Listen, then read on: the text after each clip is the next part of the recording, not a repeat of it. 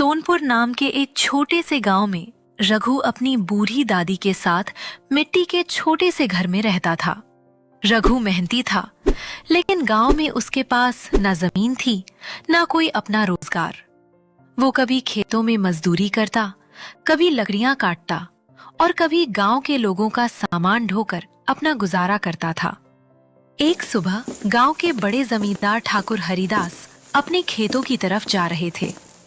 रास्ते में उन्होंने देखा कि रघु अकेला एक भारी बोरी उठाने की कोशिश कर रहा था। अरे रघु, इतनी भारी बोरी अकेले क्यों उठा रहा है? किसी को बुला लेता। मालिक, किसी को बुलाने जाऊंगा तो काम का समय निकल जाएगा। सोचा खुद ही कर लेता हूँ। मेहनत से डरूंगा तो घर कैसे चलेगा। तू हमेशा ऐसे ही काम करता है? जी मालिक, मेरे पास पैसा कम है लेकिन मेहनत की कमी नहीं है। हरिदास कुछ पल रघु को देखते रहे। कल से मेरे खेत पर काम कर लिया कर। रोज रोज इधर उधर काम ढूंढने की जरूरत नहीं पड़ेगी। सच कह रहे हैं मालिक, मेरे लिए इससे बड़ी बात क्या होगी। और एक बात, खेत से थोड़ी दूर पुराना चौपाल वाला कमरा खाली पड़ा है। आज से उसमें रह जाना। बारिश में अपनी टूटी झोपड़ी में मत पड़ा रहना। मालिक, आपने मेरे लिए इतना किया है, मैं आपका एहसान कैसे चुकाऊंगा। एहसान की बात मत कर, बस ईमानदारी से काम करना और कभी गलत रास्ते पर मत जाना। जब तक मेरी सांस चलेगी आपकी मेहनत और भरोसे की इज्जत करूंगा। उस दिन से रघु हरिदास के खेत पर काम करने लगा। वो सुबह सबसे पहले खेत पहुंचता और बाकी मजदूरों के जाने के बाद ही घर लौटता। कुछ ही महीनों में हरिदास को उसकी मेहनत पर पूरा भरोसा हो गया। लेकिन हरिदास का बेटा विक्रम रघु को पसंद नहीं करता था। उसे लगता था कि उसके पिता एक गरीब मजदूर को जरूरत से ज्यादा महत्व दे रहे हैं। एक शाम हरिदास अपने घर के आंगन में बैठकर खेत का हिसाब देख रहे थे। विक्रम वहीं पास में बैठा था। विक्रम, अगले महीने खेत के पीछे वाली जमीन में नई फसल लगाने का सोच रहा हूं। आप जैसा ठीक समझे बाबा।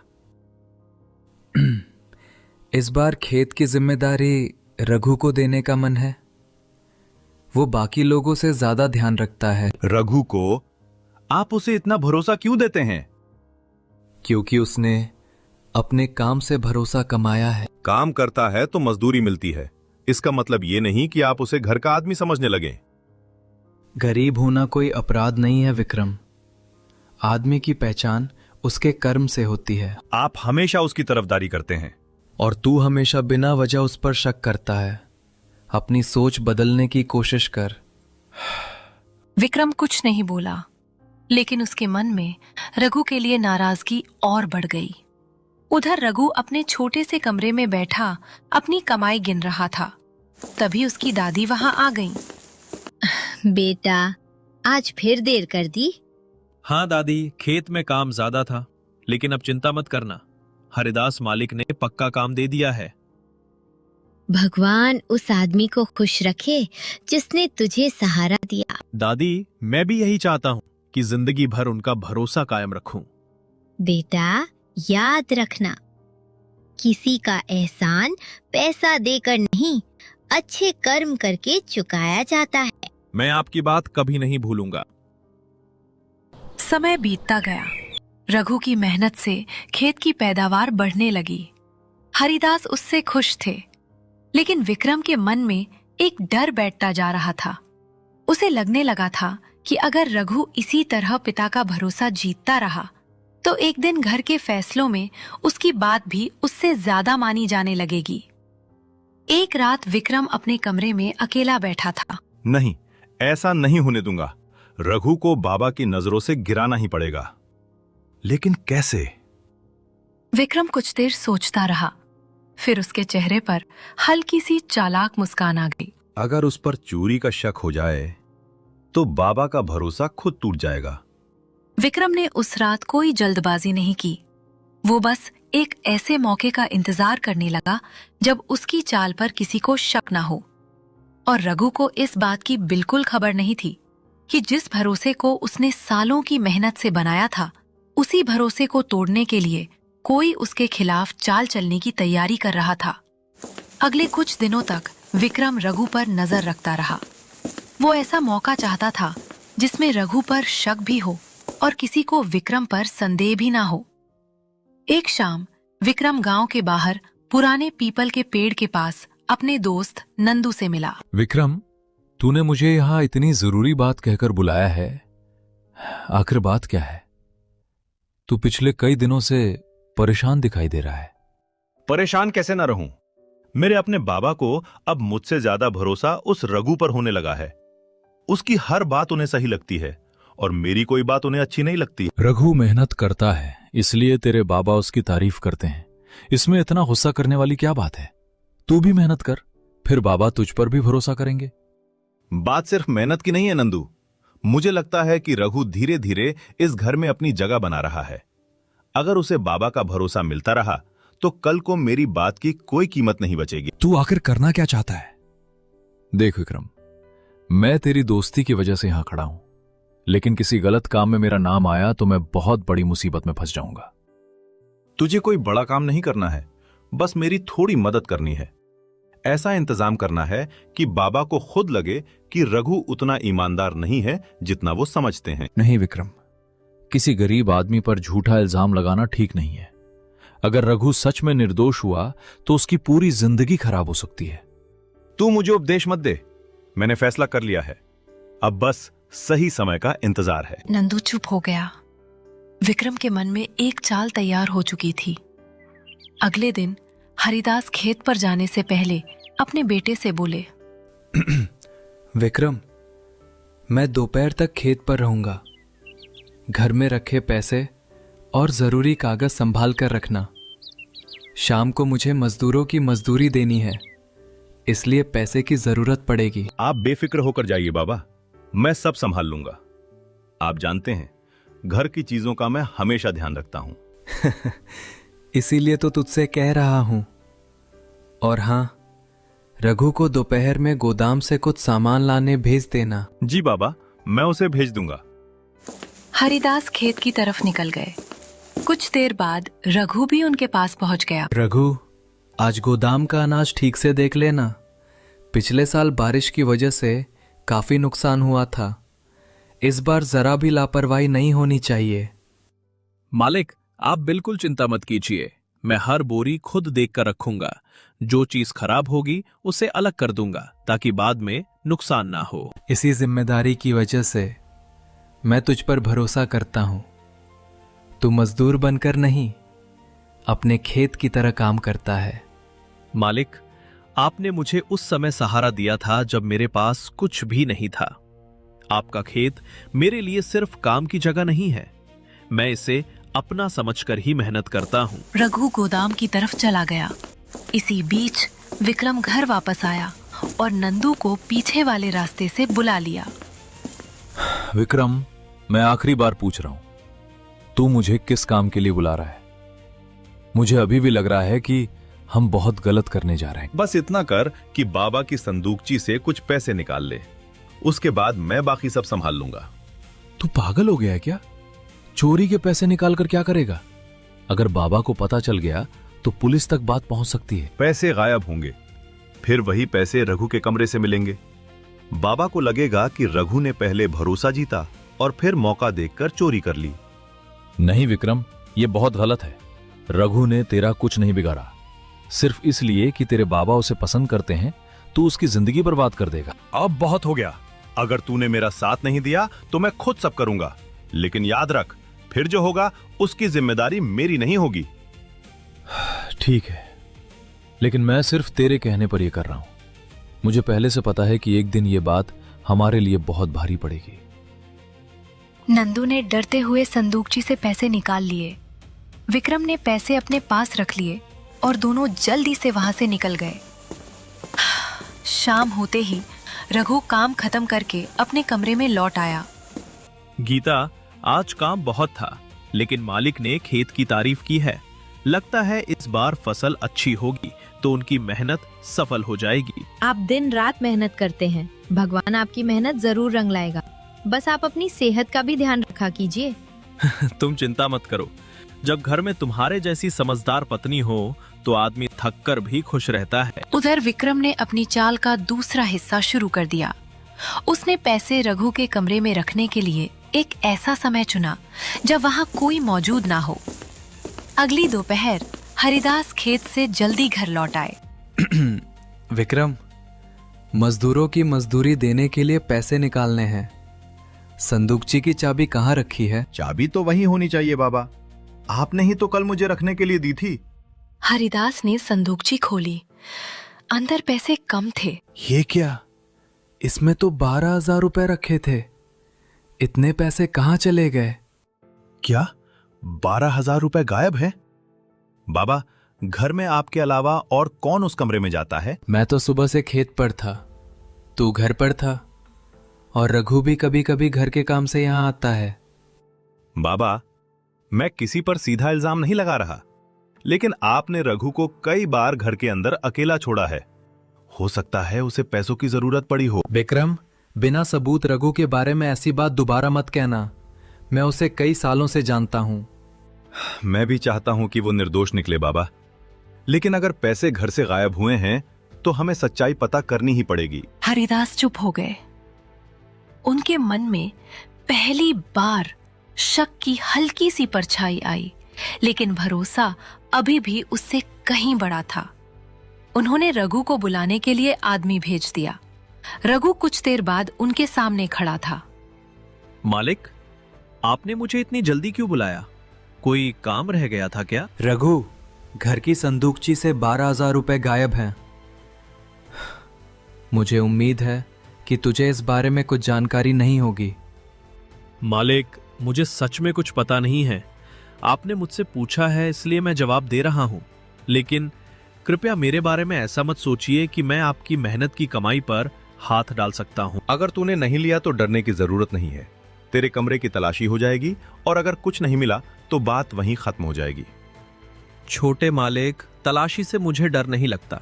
मुझे दुख इस बात का है कि जिस घर के लिए मैंने इतने साल मेहनत की, उसी घर में आज मुझे चोर समझकर देखा जा रहा है। रघु, मेरा मन अभी भी तुझे चोर मानने को तैयार नहीं है, लेकिन पैसे गायब हुए हैं तो सच्चाई सामने लानी जरूरी है। मालिक, आप मेरे कमरे की एक एक चीज देख लीजिए। अगर वहां आपका एक पैसा भी मिला तो मैं खुद आपके सामने सिर झुका दूंगा, लेकिन अगर कुछ नहीं मिला तो बस इतना याद रखिएगा कि आपका रघु आज भी वही है जिस पर आपने कभी भरोसा किया था। रघु की आंखों में दर्द था, लेकिन उसने अपना सिर नहीं झुकाया। हरिदास ने उसकी तरफ देखा और फिर तलाशी लेने का फैसला किया। ठीक है रघु, आज सबके सामने सच्चाई सामने आ जाएगी। हरिदास ने कमरे का पुराना संदूक खोला। उसमें कुछ कपड़े और थोड़े पैसे थे, लेकिन चोरी की रकम नहीं मिली। यहां तो कुछ नहीं है। मालिक, मैंने पहले ही कहा था, मेरे पास छिपाने के लिए कुछ नहीं है। संदूक तो साफ है, लेकिन उस पुराने लकड़ी वाले बक्से को भी देख लीजिए बाबा। हो सकता है पैसे उसमें रखे हों। हाँ, उसे भी देख लीजिए। वो बक्सा तो कई महीनों से वैसे ही पड़ा है। विक्रम ने बक्से का ढक्कन उठाया। अंदर पुराने कपड़े और कुछ कागज रखे थे। यहां भी कुछ नहीं है। फिर पैसे गए कहां? यही बात मुझे भी समझ नहीं आ रही। मालिक, अब तो आपको विश्वास हो गया होगा कि रघु ने चोरी नहीं की। मालिक, मुझे आपके फैसले से शिकायत नहीं है, लेकिन मैं इतना जरूर कहूंगा कि जिस दिन आपने मुझे सड़क पर अकेला देखा था, उस दिन आपने मुझ पर भरोसा किया था। आज उसी भरोसे को बचाने की जिम्मेदारी मेरी नहीं, सच्चाई की है। हाँ, वही देखना चाहिए।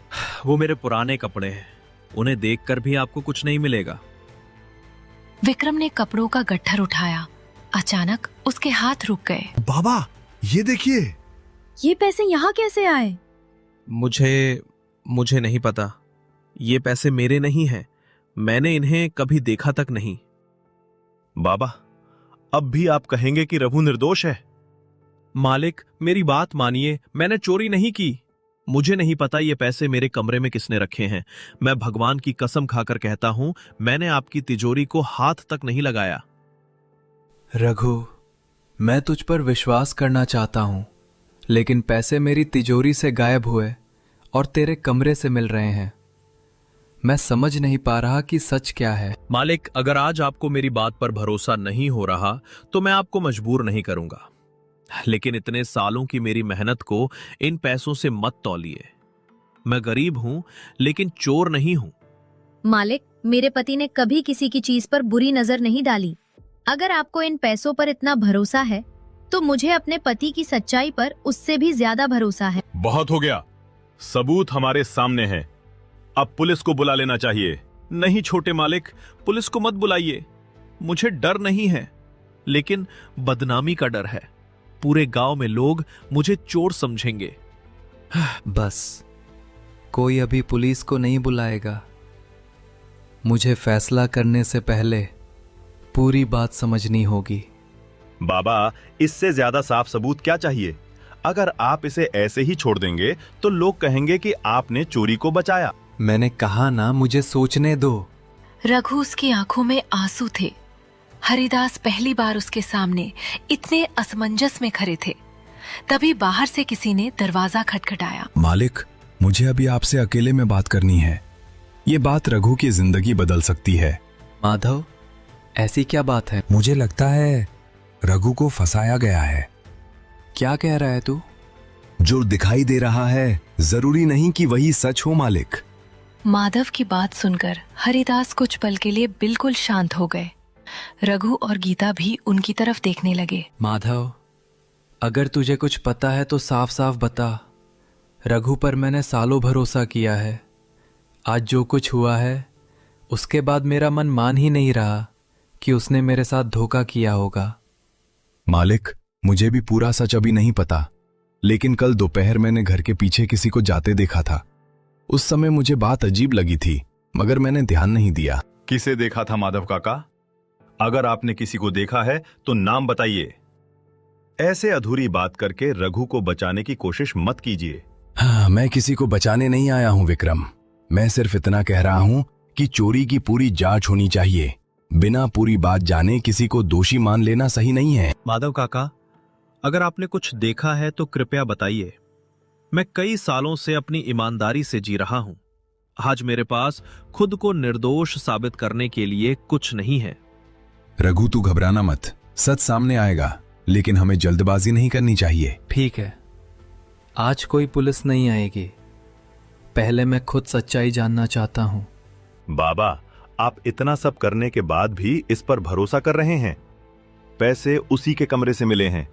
अगर कोई और दोषी है तो फिर वो सामने क्यों नहीं आ रहा? क्योंकि अभी हमें पता ही नहीं कि दोषी कौन है।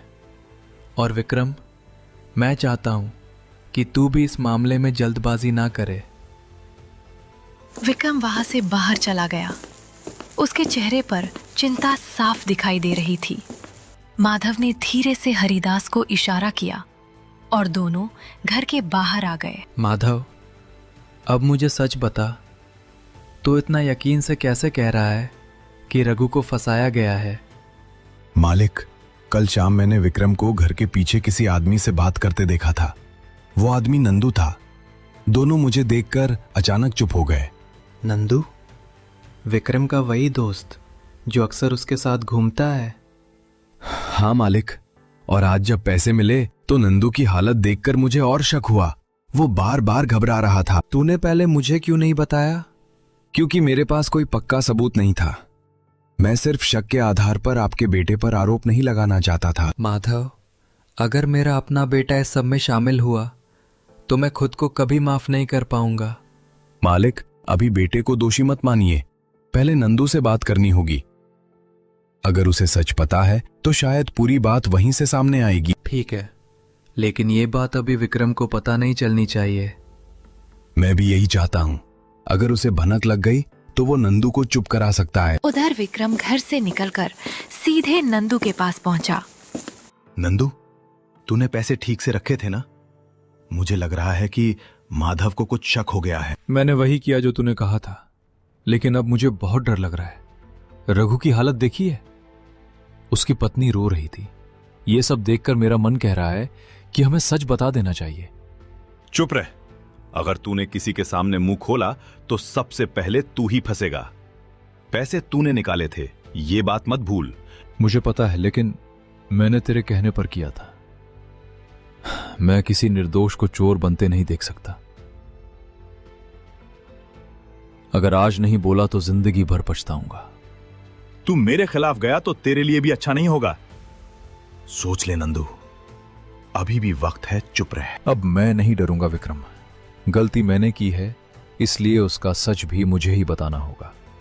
रघु को सजा मिलती रही तो मैं खुद को कभी माफ नहीं कर पाऊंगा। विक्रम गुस्से में वहां से चला गया। नंदू वहीं बैठा रहा। कुछ देर बाद माधव उसके पास पहुंचा। माधव काका, मैं बहुत बड़ी गलती कर चुका हूं। मुझे डर लग रहा है कि अगर मैंने सब बताया तो विक्रम मुझे बर्बाद कर देगा। डर की वजह से अगर तू चुप रहा तो एक निर्दोष आदमी की जिंदगी बर्बाद होगी। गलती से बड़ा होता है उसे सुधारने का साहस। ठीक है काका, मैं सब सच बताऊंगा। पैसे मैंने ही निकाले थे, लेकिन विक्रम के कहने पर। क्या तू ये बात हरिदास जी के सामने भी कहेगा? हाँ, अब चाहे जो हो जाए, मैं सच नहीं छिपाऊंगा। माधव नंदू को लेकर हरिदास के घर की तरफ चल पड़ा। उधर हरिदास अकेले बैठे रघु के बारे में सोच रहे थे। हे भगवान, अगर रघु निर्दोष है तो मैंने उसके साथ बहुत बड़ा अन्याय कर दिया, और अगर मेरा शक सही निकला तो इतने सालों का भरोसा किस काम का। नंदू अंदर आया और कुछ पल तक सिर झुकाकर खड़ा रहा। नंदू, अगर तू सच जानता है तो बिना डर के बोल। रघु के साथ जो हुआ है उसका सच मुझे अभी चाहिए। मालिक, रघु ने चोरी नहीं की। पैसे मैंने आपकी संदूकची से निकाले थे। हरिदास के चेहरे पर हैरानी छा गई। तूने? हाँ मालिक, लेकिन मैंने ये काम अपने मन से नहीं किया था। विक्रम ने मुझे ऐसा करने के लिए कहा था। उसी के कहने पर मैंने पैसे रघु के कमरे में रखे थे। मेरा बेटा विक्रम? मालिक, यही वो सच है जिसे सामने लाने के लिए मैं नंदू को आपके पास लाया हूं। मैंने रघु पर शक किया और मेरा अपना बेटा ये सब कर रहा था। हरिदास की आंखों में पछतावा था, लेकिन उन्हें अभी ये पता नहीं था कि विक्रम इस बातचीत के बारे में जान चुका है और अब विक्रम अपनी साजिश बचाने के लिए क्या करेगा, यही सबसे बड़ा सवाल था।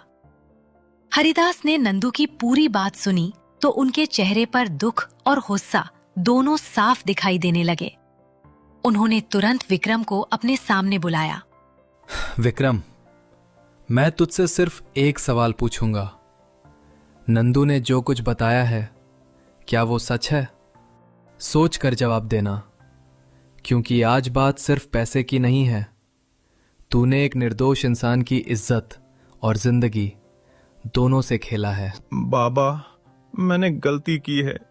मुझे लगा था कि रघु धीरे धीरे आपकी नजरों में मुझसे ज्यादा जरूरी हो रहा है। मैं गुस्से और जलन में इतना आगे बढ़ गया कि मुझे सही और गलत का फर्क ही नहीं रहा। तुझे रघु से जलन थी तो मुझसे बात करता, लेकिन तूने चोरी करवाई, पैसे उसके कमरे में रखवाए और फिर उसी गरीब आदमी को चोर बना दिया। क्या तुझे जरा भी अंदाजा है कि उसने उन दिनों में क्या सहा होगा? बाबा, मुझे माफ कर दीजिए। मैंने सोचा था कि आप रघु से दूर हो जाएंगे और फिर सब पहले जैसा हो जाएगा, लेकिन अब समझ आया कि मैंने अपने ही हाथों से आपका भरोसा तोड़ दिया। माफी मांगना आसान है विक्रम, लेकिन भरोसा दोबारा कमाना बहुत मुश्किल होगा। आज से पहले मैं तुझे अपना बेटा समझकर हर गलती माफ करता रहा, लेकिन किसी निर्दोष को बर्बाद करने वाली गलती माफ करना इतना आसान नहीं है। मालिक, गलती मेरी भी है। लालच और डर में मैंने विक्रम का साथ दिया। मुझे उसी समय मना कर देना चाहिए था। रघु से जो अन्याय हुआ उसके लिए मैं भी जिम्मेदार हूं। नंदू, तूने गलत किया है, लेकिन सच बताकर कम से कम उस गलती को रोकने की कोशिश की है। आगे कभी किसी के लालच में आकर ऐसा काम ना। रघु, मुझे माफ कर दे। मैंने तेरे साथ बहुत बड़ा अन्याय किया। सालों से जिस ईमानदारी को अपनी आंखों से देखा, उसी पर एक दिन के सबूत की वजह से शक कर बैठा। मालिक, मुझे आपके शक का दुख जरूर हुआ था, लेकिन मैं आपको दोष नहीं देता। आपकी जगह कोई भी होता तो पैसे मिलने के बाद परेशान हो जाता। बस मेरा दिल इस बात से टूटा था कि आपको मुझ पर भरोसा नहीं रहा। अगले दिन हरिदास ने गांव के लोगों को इकट्ठा किया और पूरी सच्चाई सबके सामने बता दी। गांव वालों, रघु ने कोई चोरी नहीं की थी। पैसे उसके कमरे में जानबूझकर रखे गए थे। मैं खुद उसके ऊपर शक करने के लिए शर्मिंदा हूं। आप सभी से मेरी विनती है कि बिना पूरी सच्चाई जाने किसी गरीब इंसान को चोर मत समझना। मुझे किसी से शिकायत नहीं है, बस आगे से किसी के बारे में फैसला करने से पहले उसकी बात जरूर सुन लेना। कुछ दिनों बाद रघु फिर हरिदास के खेत पर काम करने लगा। गांव में उसका सम्मान पहले से भी ज्यादा बढ़ गया। विक्रम को अपनी गलती का एहसास हुआ और उसने रघु से माफी मांगी। रघु ने फिर से अपने काम में मन लगा दिया। उसके जीवन में आई मुश्किलें खत्म तो नहीं हुई, लेकिन अब उसे पता था कि सच्चाई और मेहनत के रास्ते पर चलने वाला इंसान देर से सही मगर अपनी जगह जरूर बना लेता है। इस कहानी से हमें सीख मिलती है कि जलन और लालच इंसान से गलत फैसले करवा सकते हैं। बिना पूरी सच्चाई जाने किसी पर आरोप नहीं लगाना चाहिए। ईमानदारी और सच्चाई को कुछ समय के लिए दबाया जा सकता